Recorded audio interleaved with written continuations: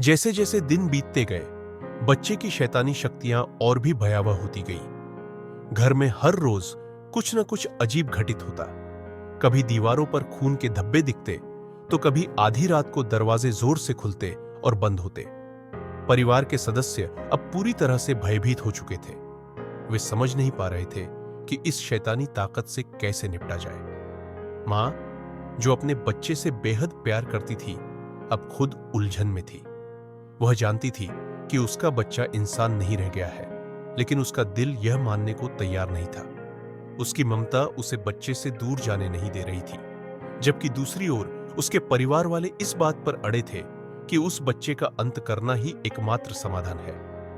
एक रात जब घर में हलचल अपने चरम पर थी, मां ने ठान लिया कि वह इस स्थिति का सामना करेगी। उसने अपने बच्चे को एकांत में ले जाकर उससे बात करने की कोशिश की। उसने उससे कहा, तुम मेरे बेटे हो। मैं जानती हूं कि तुम्हारे अंदर शैतानी ताकतें हैं, लेकिन मैं तुम्हें फिर से इंसान बना सकती हूं। मैं तुम्हें अपने प्यार से बदल सकती हूं। लेकिन बच्चे की आंखें धीरे धीरे लाल हो गई और उसके चेहरे पर एक डरावनी मुस्कान उभरी। बच्चे ने धीरे से कहा, मां, अब बहुत देर हो चुकी है।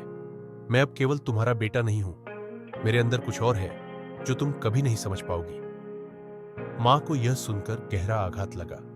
उसे एहसास हो गया था कि उसका प्यार बच्चे की शैतानी शक्तियों के सामने बहुत कमजोर पड़ चुका है। अब यह सिर्फ उसकी ममता और शैतानी ताकतों के बीच की जंग नहीं थी, बल्कि पूरे परिवार की सुरक्षा का सवाल था। उसने आखिरी कोशिश के रूप में एक तांत्रिक से संपर्क किया, जो शैतानी ताकतों से लड़ने के लिए जाना जाता था।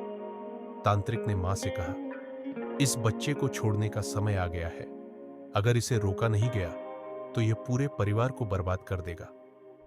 मां के पास कोई और विकल्प नहीं था। उसने भारी मन से इस निर्णय को स्वीकार कर लिया। तांत्रिक ने घर में एक विशेष अनुष्ठान किया। उस रात जब अनुष्ठान शुरू हुआ, तो बच्चे ने एक अजीब तरह से चीखना शुरू कर दिया। वह खुद को छुड़ाने की कोशिश कर रहा था, लेकिन तांत्रिक की मंत्र शक्ति के आगे वह बेबस था। धीरे धीरे बच्चे की शक्तियां कमजोर पड़ने लगी और एक भयानक चीख के साथ उसकी शैतानी आत्मा ने उसका शरीर छोड़ दिया। मां अपने बच्चे के निर्जीव शरीर को देखकर फूट फूट कर रोने लगी। वह जानती थी कि यह उसका बच्चा था, लेकिन अब उसके पास कोई और रास्ता नहीं था। कहानी का अंत मां के दर्द और बलिदान को दर्शाता है। शैतानी अवतार ने उसकी ममता को चुनौती दी, लेकिन आखिर में उसे यह समझना पड़ा कि कभी कभी प्यार और ममता भी शैतानी ताकतों को रोकने के लिए पर्याप्त नहीं होते।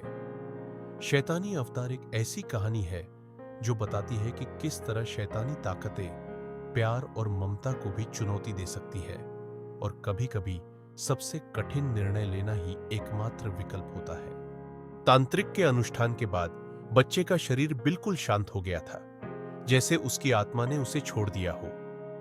मां के हाथों में उसका निर्जीव शरीर था। उसका दिल टूट चुका था, क्योंकि उसने अपने बेटे को खो दिया था। एक ऐसा बेटा जिसके लिए उसने हर संभव कोशिश की थी। लेकिन अब उस घर में एक अजीब सी खामोशी थी, जैसे सारे डर और अंधकार एक ही पल में खत्म हो गए हों। पर कहानी यही खत्म नहीं हुई।